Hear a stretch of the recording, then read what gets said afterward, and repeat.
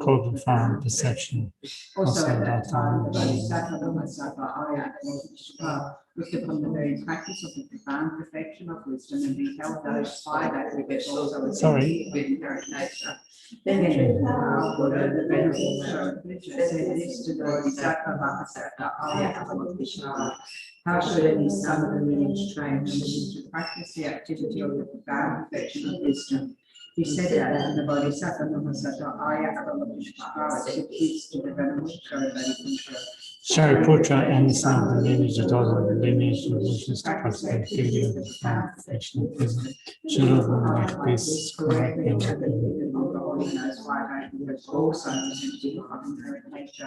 Always emptiness is form, emptiness is not other than form, form is also not other than empty. In the same way, feeling, discrimination, composition of factors, and consciousness are empty. Shariputra, emptiness without characteristics, unproduced and ceased, and not efficient, not fulfilled. Shariputra, therefore, interested there is no form, no feeling, no discrimination, no compositional factors, no consciousness, no eye, no ear, no nose, no tongue, no brain, no mind, no visual form, no sound, no there is no element in sound to include consciousness element. There is no ignorance. No extinction of ignorance.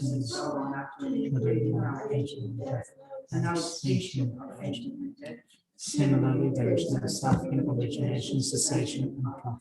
There is no exalted wisdom, no attainment, no non-attainment. Shariputra, therefore, because there is no attainment by itself, is reliant on the perfection of wisdom, without obscuration, without fear, having completely passed beyond error, to reach the end point of nirvana. All the Buddhas in the world in 3 times also are manifestly completely awakened to unsurpassable, perfect, complete enlightenment, and the perfection of wisdom. Therefore, the mantra of the perfection of wisdom, the mantra of the great knowledge, the unsurpassed mantra, the mantra equal to the unequal, the mantra that thoroughly pacifies all suffering, should be known as the truth, since it is not false. The mantra of the perfection of wisdom is declared.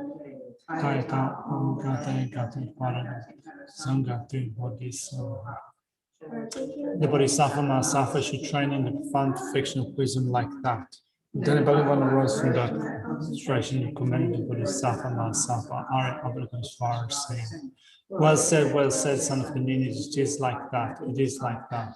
One should practice profound perfection of wisdom just as you have indicated, even the Tathagatas rejoice.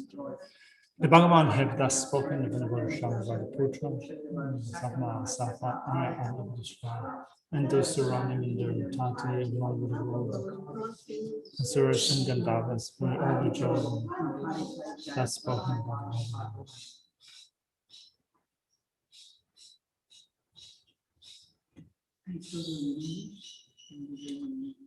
Lord. Let's do English, I think. What do you think? I don't know, you started asking me. You're the boss. You're the boss. You're the boss. I go directly to Shannon and I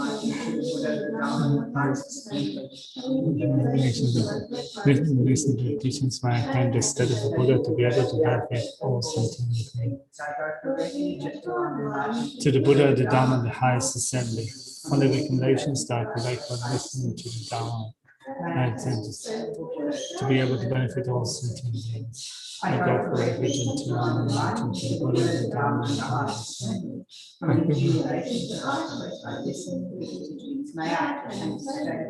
To be able to benefit all sentient beings.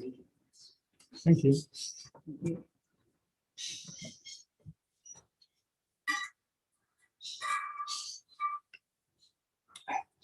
Right.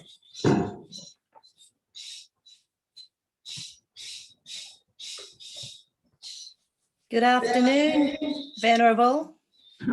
Hey.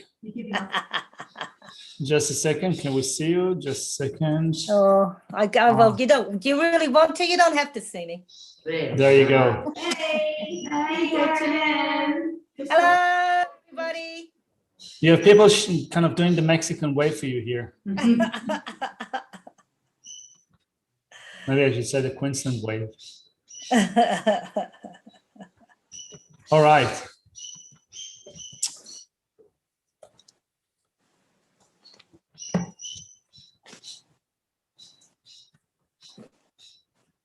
So today we looked at devoting oneself to the practice of conduct by means of mindfulness and introspection, and accomplishing the conduct is within your power. So there were point B and C, which are the main, in the main outline for chapter number 7. So the first point was abandoning that which is incongruous with joyous effort.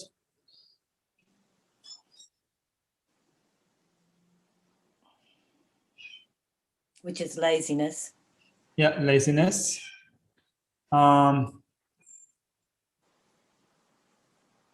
Just a second.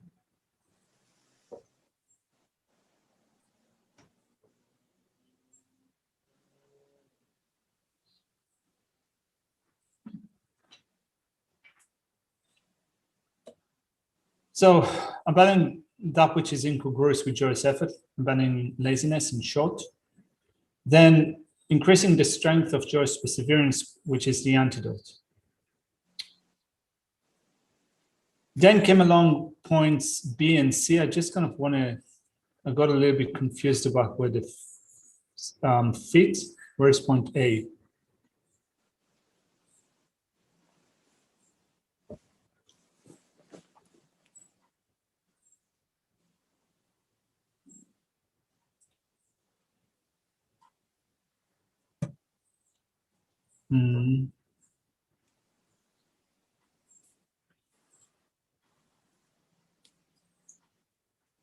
All right, yeah, sorry. So under the section of increasing the strength of joyous perseverance, the antidote, point A was increasing the strength of the conditions conducive to joyous effort. So that was the 4 powers, right? The power of aspiration, the power of steadfastness, the power of joy, and the power of suspension, knowing when to take a break.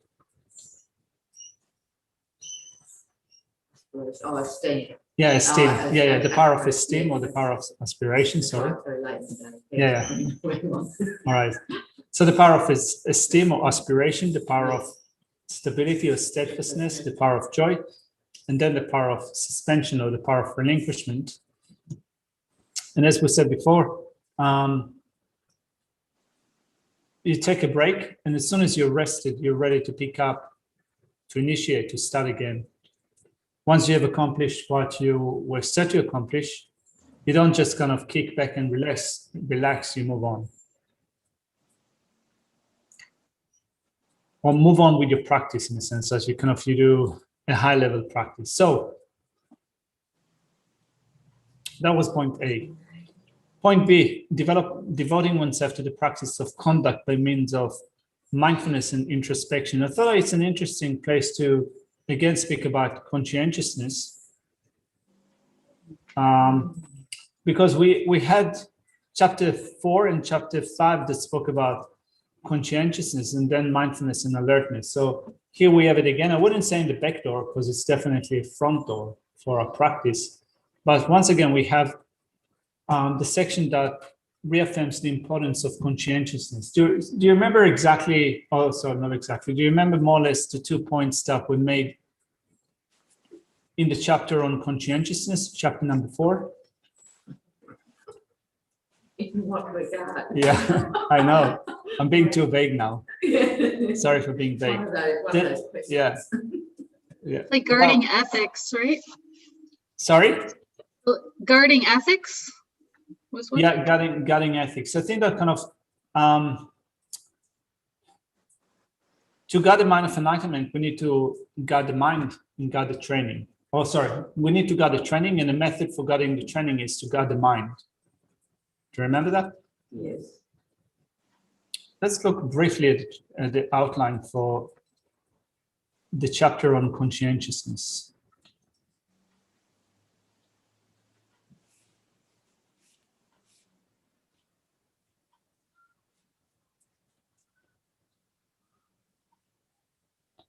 So, cultivating conscientiousness with regards to bodhicitta, right? So with respect to the mind of enlightenment, And then being conscientious with regard to the training, being conscientious about abandoning wrongdoings, being conscientious about cultivating virtue, and being conscientious about abandoning the afflictions. And then in chapter number 5, we have, the method for guiding the trainings, the training in the mind, and the trainings in the conduct of bodhisattvas, of abstaining from wrongdoings, abandoning the afflictions, and so forth. We guide the mind. The method for guiding the training is to guide the mind. I'm mentioning that because Lama Tsongkhapa in his Lamrim Chemo, put it on the screen in a minute. All right.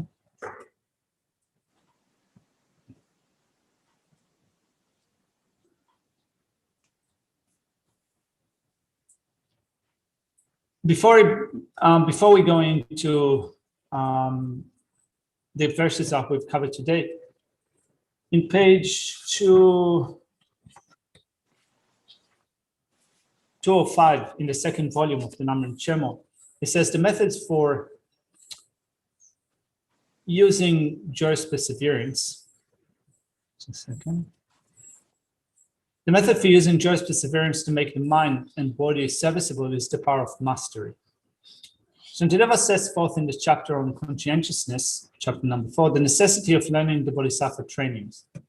The extremely grave consequence if you do not train in these once you have pledged to do so, and that your training will decline, then you will break your promise and you will deceive all sentient beings and so forth. Then how to regard the afflictions as the enemy, and the way to generate the courage that looks upon the hardships of battling the afflictions as an ornament rather than a burden. Meditate on this before taking up the task of training in the Bodhisattva deeds.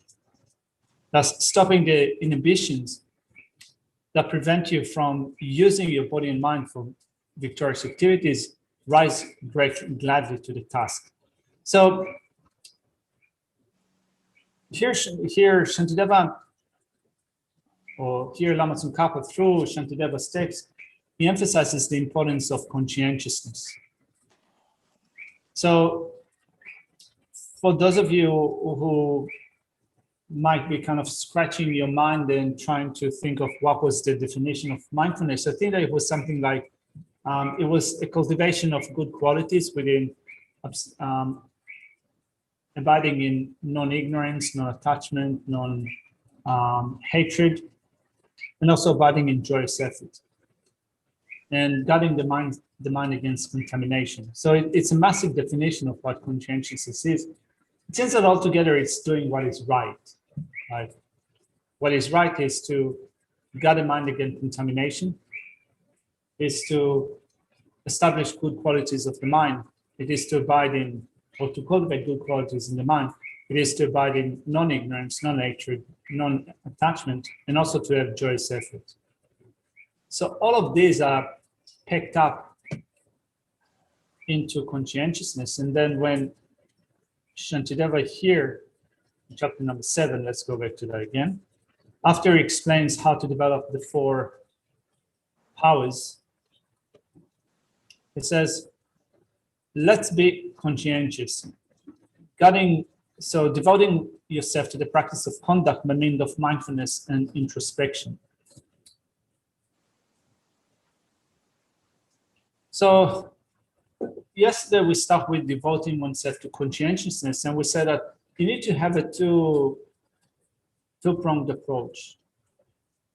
To be on the offense and also to be on the defense. So looking at verse 68 for a second.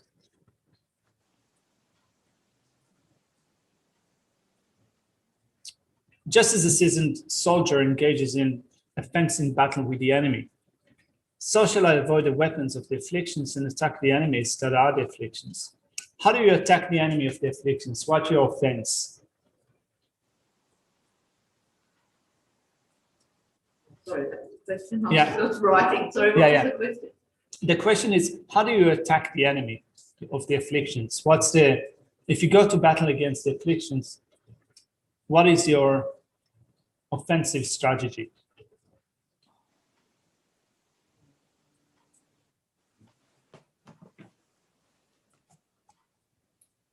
antidotes, mindfulness, antidotes.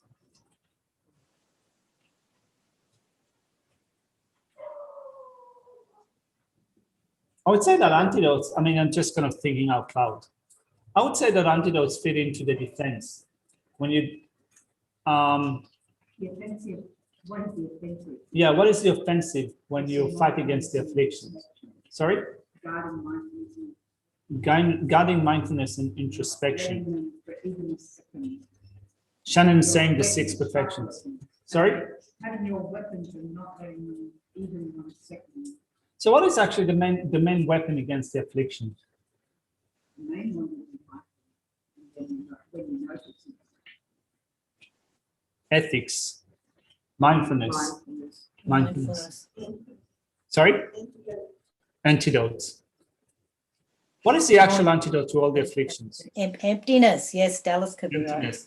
I would say that when you go to kind of, I mean, I'm thinking out loud, so it's not that I have like no correct or incorrect answers here. I think that kind of when you, in general, when you go to fight against the afflictions, you have method and wisdom. And the final one, the final weapon against the afflictions would be the wisdom of emptiness. Yeah. Then you also have other weapons against the afflictions, and some of them we can call them antidotes. So, for example, from a Mahayana perspective, you go also into battle with an other cherishing attitude. You develop compassion, loving kindness, and other cherishing attitude, the mind of enlightenment. This is also a weapon that you develop. This is the strength of it. Wisdom and the mind of enlightenment. Yeah, Much more powerful. exactly. Yeah. If you have wisdom and the mind of enlightenment, it becomes much more powerful. Then to be on the defense, I think, you need to kind of to wear an armor, to hold a shield in your hand. So I think that many of you have mentioned having mindfulness and alertness. I think that maybe, do you think that we can regard it as a shield? An awareness that kind of is aware of when are we being attacked, or? Well, if you're guarding mindfulness all the time, I guess then that is your shield. I guess that mindfulness can be both offensive and defensive, because mindfulness is remembering what you ought to do. So it is remembering that you need to have loving kindness and compassion and so forth, and not letting you forget about loving kindness and so forth. It's also remembering what you need to avoid.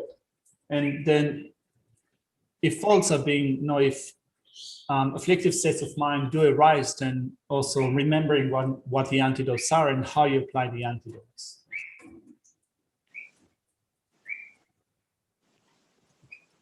So armor of joyful effort. Yeah, kind of not allowing the afflictions to distract you. Are you right? Yeah. That's just what it was on. Okay. Well, you're just about to die out of. Melting, All right. Yeah. I think I myself, as he stood up and switched on the fan, I thought myself, good on you. That was the right move. That was the right reason. Yeah. Yeah, I was losing my The right weapon against like brain dead. Yeah, that's what it was on. Dead brain. Okay. So different mindfulness. So I think that, mindfulness can be probably, you can say that you need mindfulness, which is remembering, right? So it is remembering. First of all, you can say remembering what you need to do. So you need remembering your wisdom, remembering loving kindness and compassion, the mind of enlightenment and so forth, remembering your ethical discipline. But also, you can also say that it comes at the defensive side, in that when it is paired up with introspection, which is like a sentinel or a spy that identifies when mindfulness is not doing its job. So you forgot your virtuous object, and also what is present now is a non-virtuous thing, or an afflictive emotion is arisen in your mind. Right, so maybe you can say mindfulness and alertness are used both on the offensive and defensive side. So we said yesterday that, Geshe said, I would say it again. Here, it seems that Shantideva says that you need to fight against the afflictions, but also to defend yourself from the afflictions. But Geshe, in his explanation yesterday, he also spoke about how when you study, reflect, and meditate, you need to make sure that you do not do only study and no practice, or that you do not invest only in practice without doing some study before. I think that that's kind of an interesting point, because I think that the way that I think about it in general is that, of course, in order to have a practice that is really effective, you need a lot to draw from. If you don't have a lot to draw from, your practice will always remain limited. So you need to know a lot to have the big Lamrim map in your mind, so you know how to assess yourself, where you are at in your spiritual progress, what you need to pay attention to, what you need to emphasize at this point in time, and how also to not neglect other factors in your practice. You need that on a personal level. But also, sometimes I think that, Vasubandhu, I think it was Vasubandhu that said in his Abhidhamma, the teaching of the Buddha are of two types, twofold.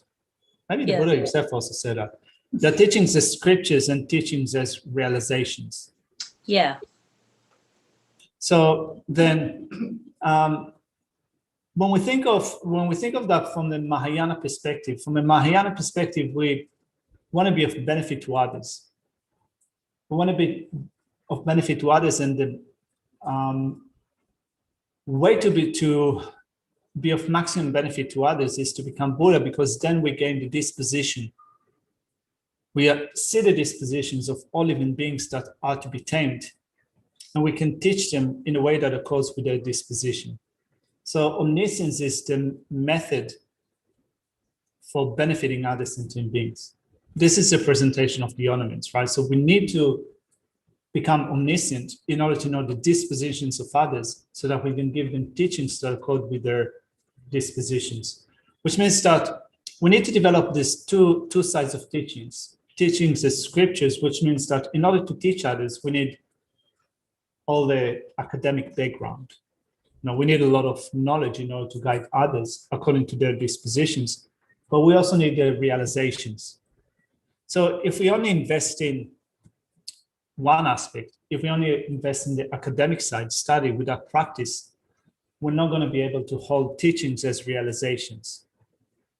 If we only focus on meditation without the study, then first of all, it is likely that we will not be very skilled in meditation, or that we might develop only one limited meditation expertise, but we will still lack an ability, a great degree of ability to employ different types of meditations in order to develop our mind, to develop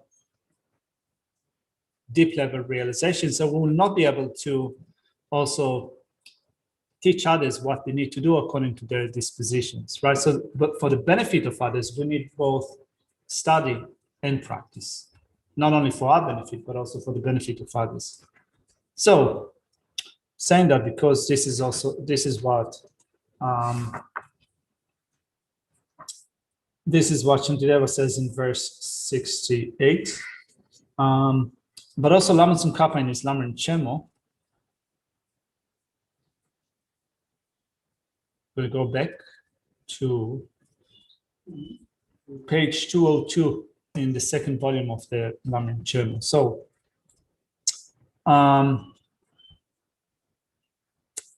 here it says, to cite an example, some people may think that knowledge is most important for practicing the teachings and make knowledge alone crucial.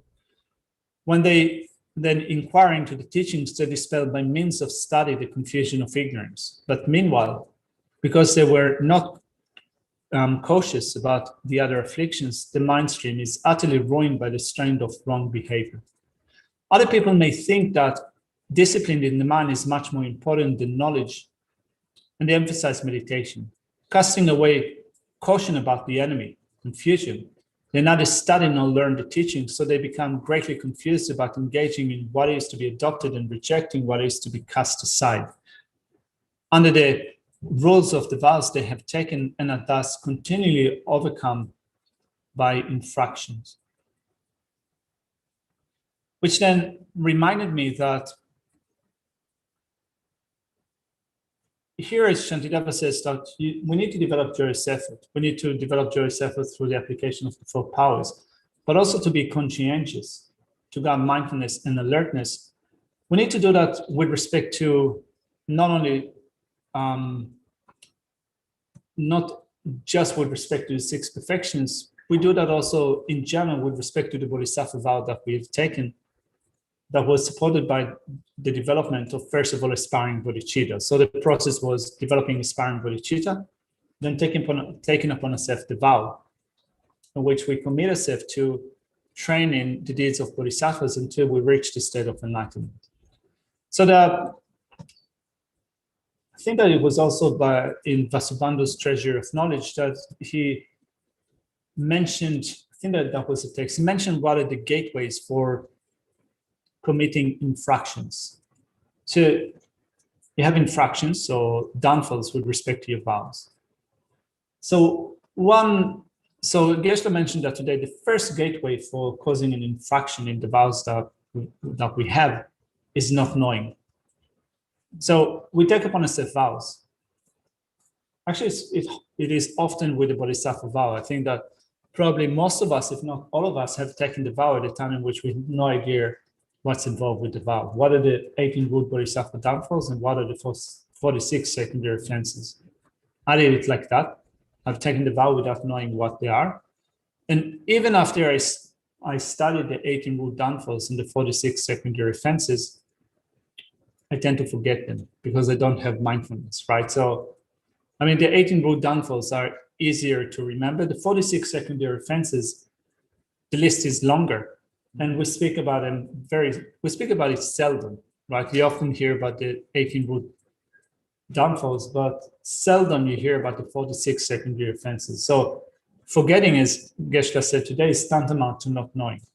So that's the first gate for infractions. The second one is engaging what is not a basis of mind, in a sense that you drop your mindfulness and alertness, and then your mind starts to then engage with things that you shouldn't consider. So you forget about what you should do, and then you become mindful of things that you shouldn't do. Then another point that is often mentioned is that you also come to look down on vows that you have. So when you possess a vow and you look at the fine details of the vow, which also include abstaining from things that might be minor, you might think that, well, it's just a minor infraction. Even if I do that, it's not a big deal because it's minor. So in that sense, you're looking down on the vow that you have. So of course, when you've taken upon yourself a vow, like for example, an ordination vow or the lay vow, there are things that are the main thing within your vows, and even at the risk of your life, you need to abstain from them. So when you take upon yourself the ordination vow, then we have the 4 roots. If you commit one of the 4 roots, it's game over in terms of ordination. If you commit one of the things that are secondary, you damage the vow, but you're still a monastic. Of course, that's in general. So we might think that, well, if it's not one of the main roots, it's a bad thing, but anyway, I'm going to go on and do that. So in that sense, we're looking down on the vow that we have. So that's considered to be another avenue for a downfall. But that can also happen within the refuge vow. Like for example, when you look at the 5 things that you can abstain from: killing, stealing, and so forth. Those are the kind of, you can say that these are within that you have the 4 roots, and the addition one which is avoiding intoxicants. But then there are other things that are also included as training in going for refuge. Whether or not you can call them a vow, whether or not you could count it as samaya, I'm not clear, but you have, like, for example, once you go for refuge, you need to go for refuge 3 times during the day and 3 times during the night. So if you don't do that, is it an infraction of the vow? It's not very clear, is it? It's not. Say it's infraction of the refuge vow, not the faith. Yeah, But Even though because you pledge to do that when you take refuge, you Yeah. pledge to do it twice, you take refuge You do, twice a day. Yeah. So as soon as you don't do that, you have, well, you've broken a pledge.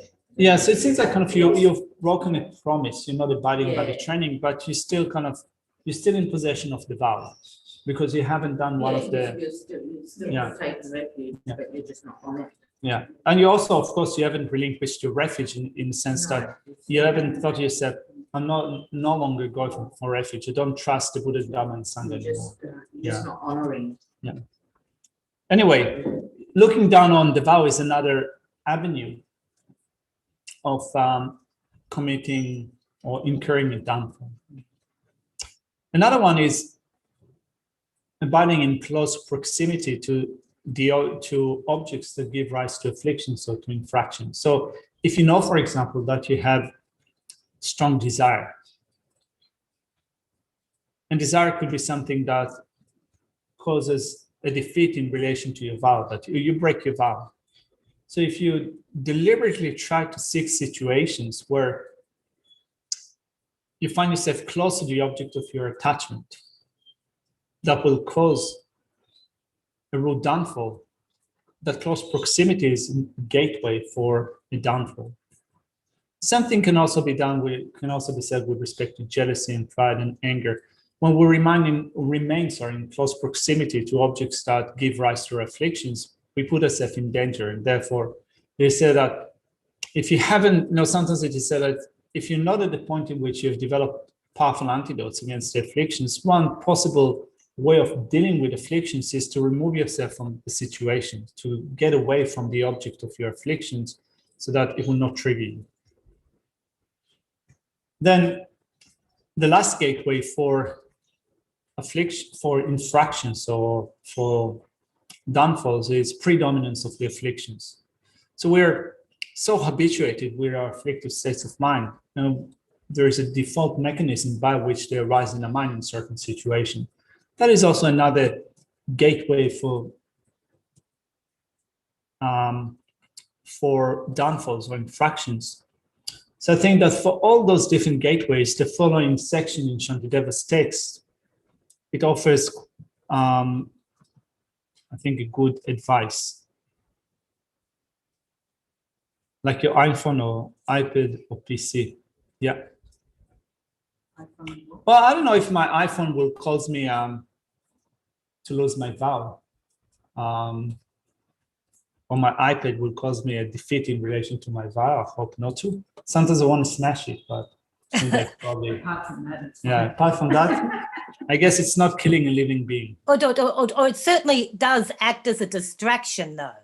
Yeah, certainly. Certainly. So, having gone on that long spiel, let's look at what Shantideva says. So we spoke about having a partial approach to a training, fighting against the affliction, but not guarding ourselves against the affliction. Or as Lama Tsongkhapa mentions, that you only apply yourself to partial meditation without learning all the great variety of antidotes. Or that you do only study and not meditation, or that you do only meditation and not study. So long as your approach to your spiritual progress is partial, for that long, you'll have limited ability to fight against the afflictions and to guide yourself against the affliction. So that's verse 68. Then we spoke about devoting oneself to mindfulness and introspection. So mindfulness, as we said, it is remembering the object. It is a non-forgetfulness with respect to a familiar object. And introspection is that which checks, right? It is like spy that checks that mindfulness is still doing its job.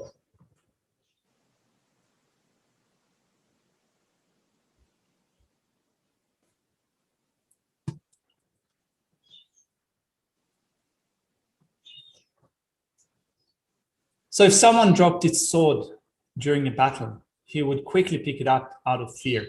Likewise, if I lose the weapon of mindfulness, afraid of hell, I should quickly retrieve it. So if I lose the weapon of mindfulness, and when we drop the weapon of mindfulness, it means that our mind becomes distracted to other objects, right? So we are no longer mindful of a virtuous thing. It is likely that we are busy with something that is a frivolous entertainment or the object of the afflictions. So then Shantideva says I should pick it up straight away, because otherwise I should remind myself that non-virtues lead to suffering of the miserable realms. So out of fear that that would occur, I should pick up mindfulness again. And mindfulness here is mindfulness of the virtuous object, which means that here again, we have to have absolute confidence in the existence of future rebirths. Also, we need to think of miserable realms, and also to have absolute conviction in the working of karma. So it's not easy. So Ole is saying that good to know that life is limitless and there's a lot of time to learn and guard your vows properly. Yeah. Yeah, if you get a good rebirth again. Don't kick back and relax, Oli. Be on guard. Easier said than done. Anyway. So then, not distinguishing the time for wrongdoings for mindfulness and introspection. Verses 70 and 71.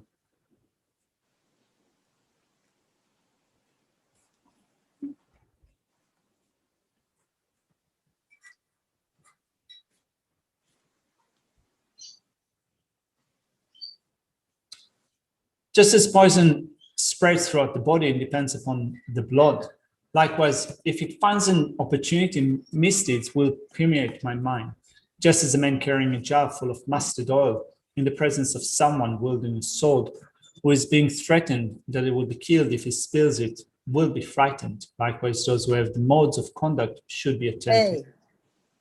Hey. Yes. All right. So I've been thinking about this section in relation to those avenues of downfalls. So when you lack mindfulness and alertness, when you lack conscientiousness, but also when you look down on the vow that you have in that, you think that even if I incur a small infraction, it's not a big deal. It's be enough for me to guard the main thing in my vow. I don't need to bother myself with the fine prints. That's an avenue of downfall that will create suffering in the future. So it's similar to what Shantideva says here. Even spilling one drop could get you to be killed. So a person being totally terrified that they will be killed, they will get even one single drop being spilled. Also, just as poison spreads throughout the body and depends upon the blood, likewise, if it finds an opportunity, even a small opportunity, misdeeds will permeate my mind.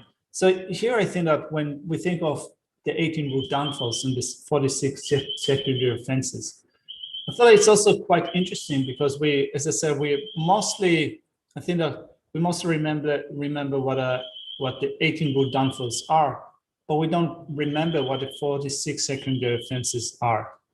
But the 46 secondary offenses are a way to guard against the 18 root downfalls. So if you train in guarding against the 46 secondary offenses, you'll be able to guard against the 18 root downfalls. But if you think that it's too hard, it's a long list, and also it contains kind of things that are quite obscure, then I don't really need to train myself in doing that now.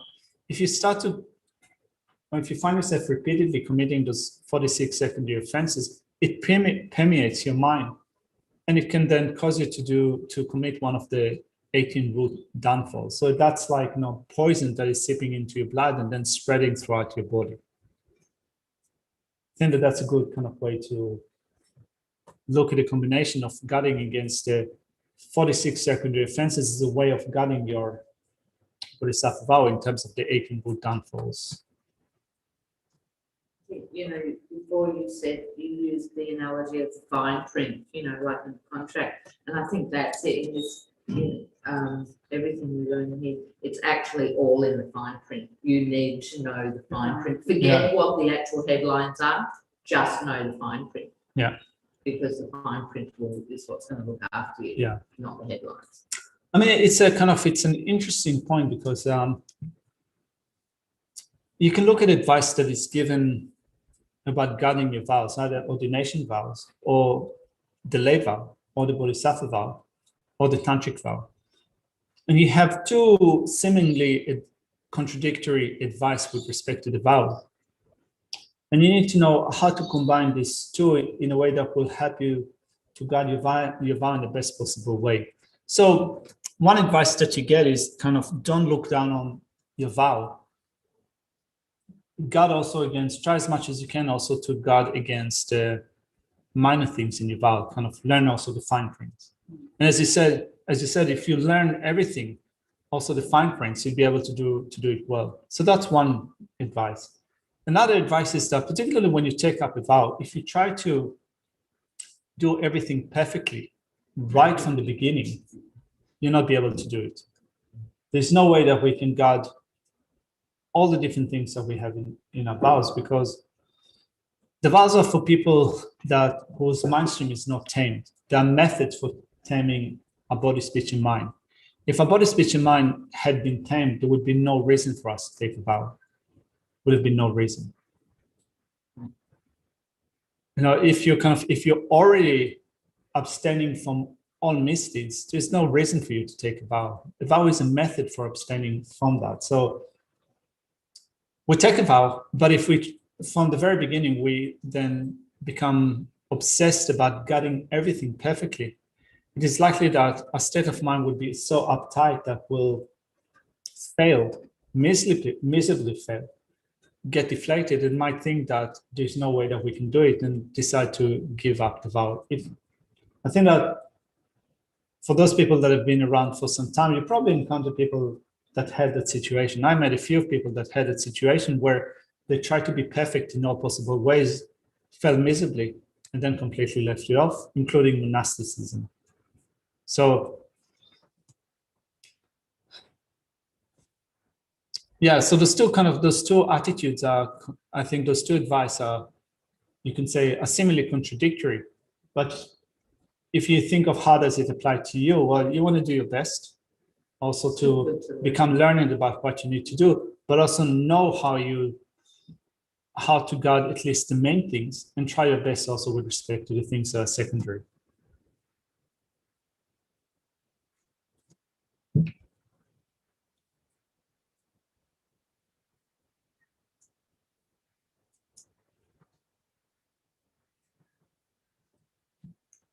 So then one should overcome wrongdoings as soon as it arises.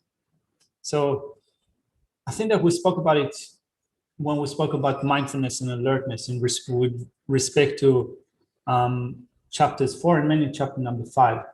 If we let afflictions and wrongdoings linger, first of all, they get bigger and bigger.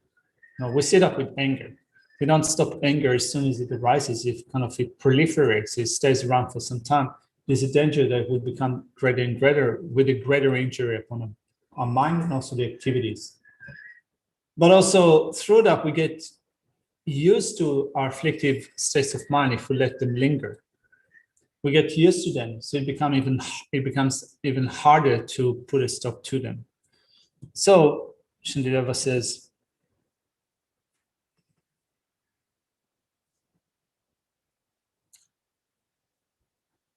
therefore, just as I would hastily stand up if a snake came into my lap. Likewise, if any sleep or indolence occur, I shall quickly turn them back. Each time a mistake occurs, I should deride myself and then contemplate for a long time. No matter what, I should not let this happen in the future. So again, we need to be skillful about deriding ourselves, because some people do have the tendency to put themselves down to the point in which they develop laziness of discouragement, kind of thinking that I'm a bad person, I cannot change. There's absolutely no way that I can do it. So deriding yourself is just to create. I think that here you can say that it's criticizing yourself, thinking that this is not what I was supposed to do.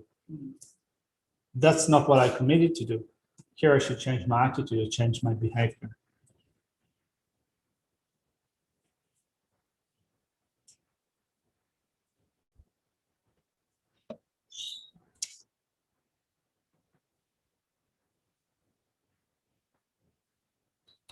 So let's look at what Lama Tsongkhapa says. If in a battle your sword were to fall from your hand, you would without hesitation immediately retrieve it out of fear for your life. Likewise, when you battle the afflictions and lose the weapon of mindfulness, which does not forget the subjective and objective aspect of engaging in what is to be adopted and rejecting what is to be cast aside, which means that if you lose mindfulness with respect to virtue, you must immediately reapply mindfulness out of fear of falling into the miserable realm.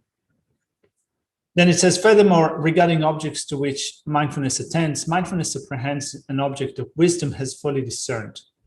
Mindfulness does not distinguish its object on its own, which means that rather than just being mindfulness in the sense of just being mindful in the present and so forth, it is an informed type of mindfulness. You need to, with wisdom, you need to have discerned what virtue is, what is the way of cultivating that virtue, and with that discernment of wisdom, you should remember that.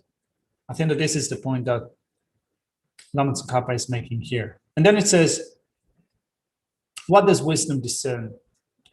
It discerns everything to be adopted and everything to be cast aside, explained in scripture. In particular, it discerns what is to be adopted and what is to be cast aside, according to the vows that you have taken.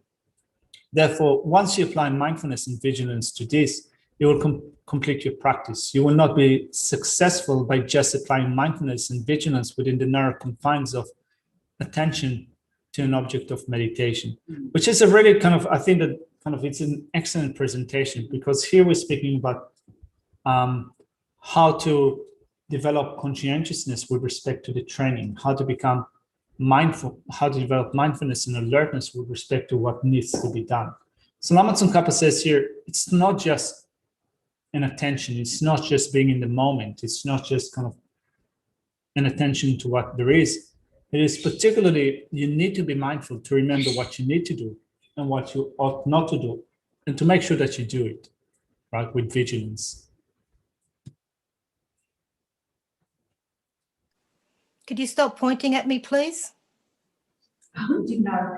Well, no. You're far away from us, so I need I need to make sure that you're still on guard. There's no one here to crack a whip at you.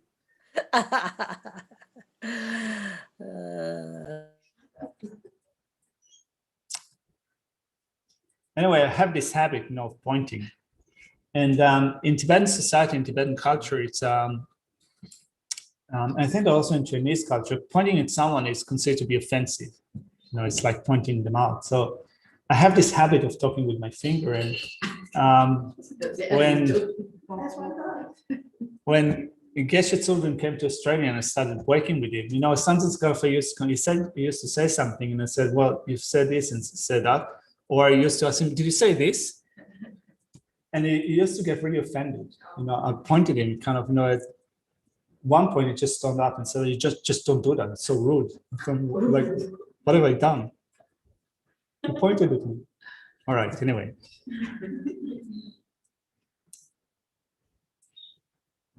So,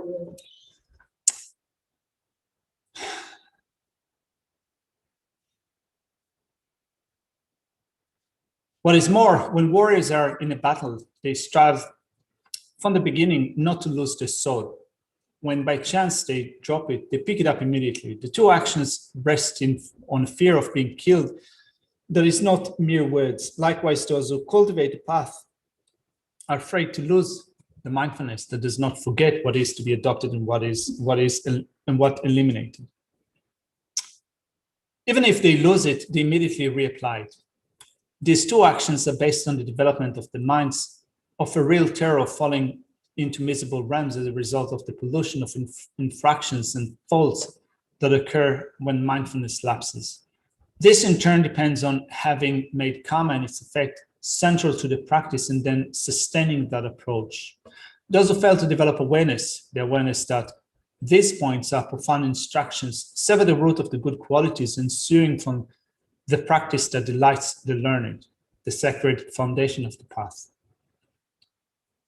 So, as we said, you need to have absolute trust in the working of karma. You also need to trust in future lifetimes and also miserable state of existence. And out of that, you develop fear that is helpful in terms of making sure that you remain mindful upon a virtuous object, what is to be adopted and what is to be cast aside.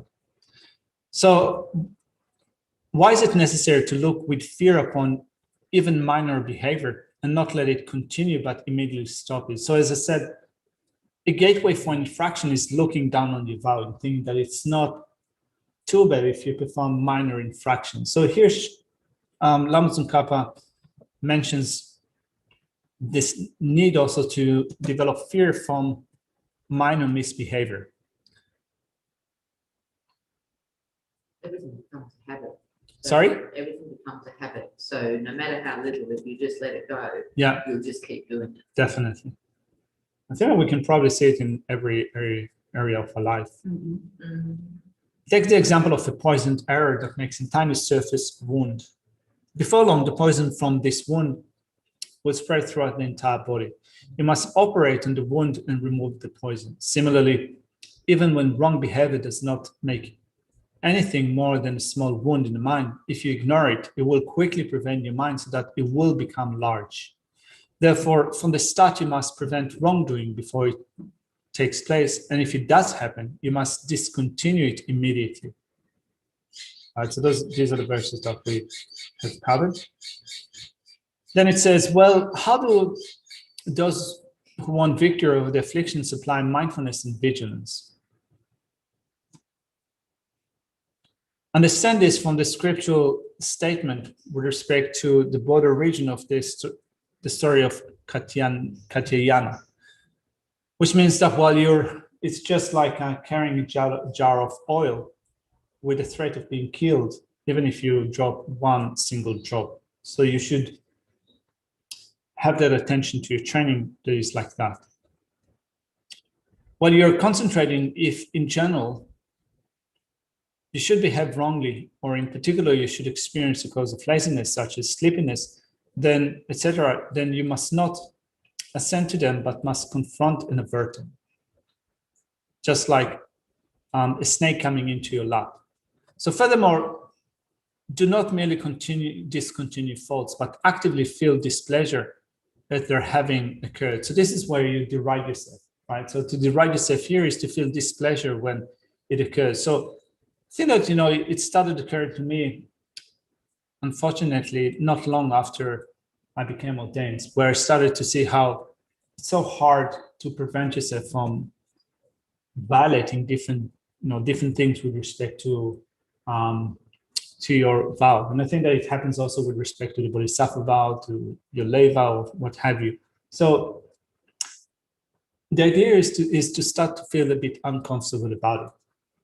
This is the key, right? To feel uncomfortable about breaking our commitments or violating our commitments.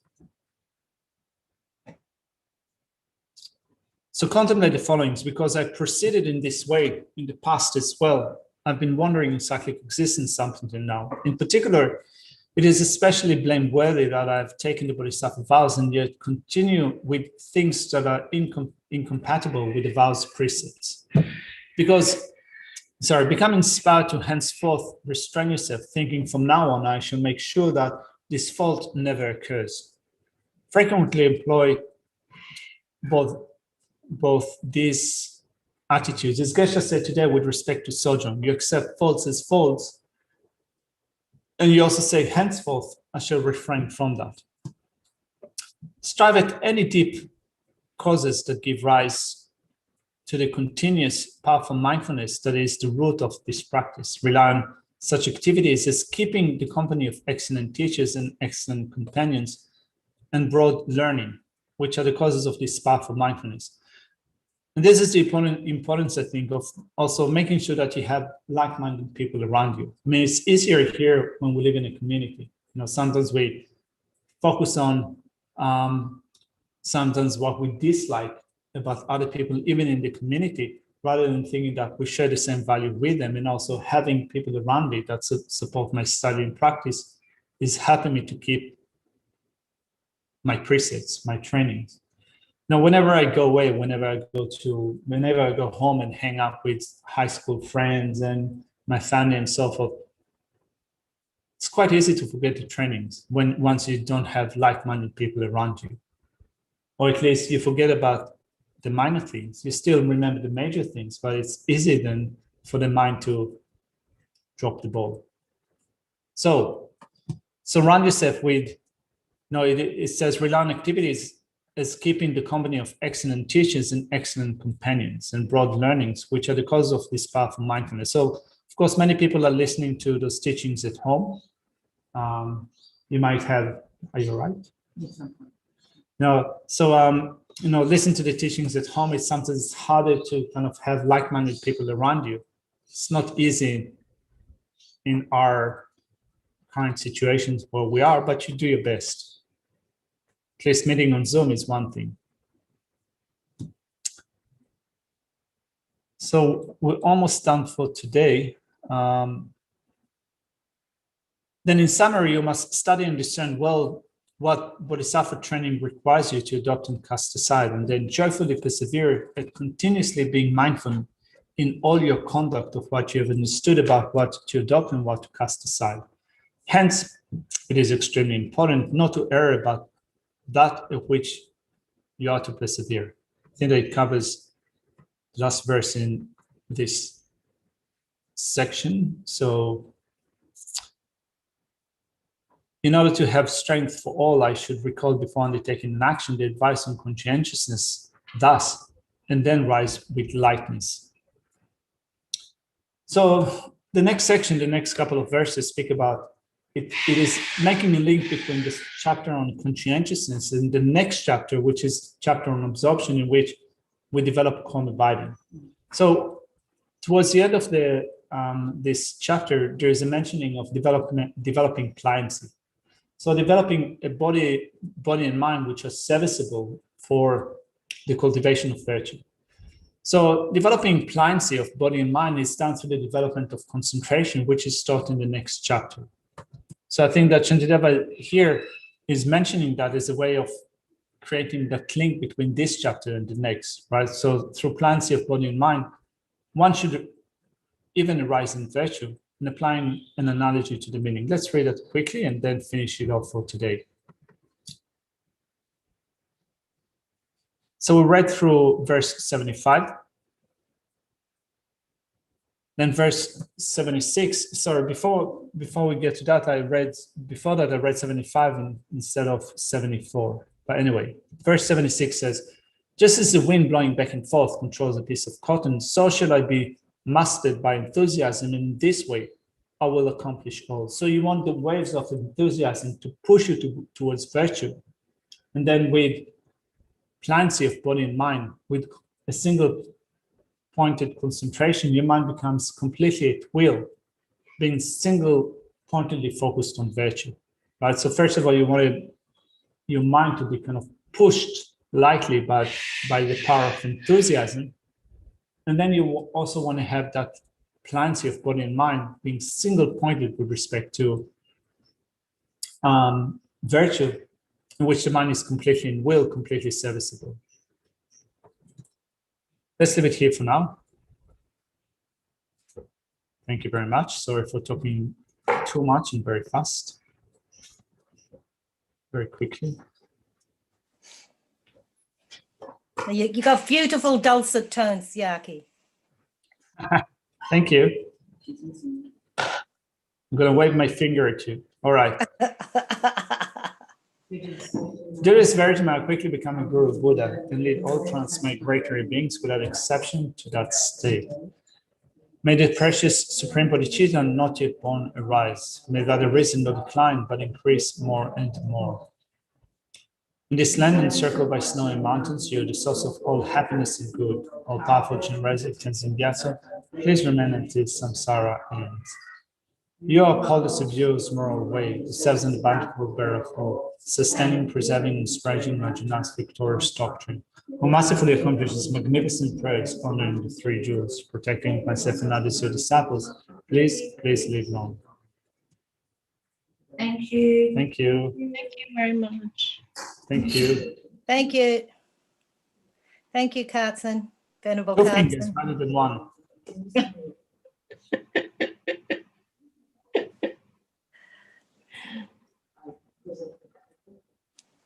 Miss you all. So when are you coming back?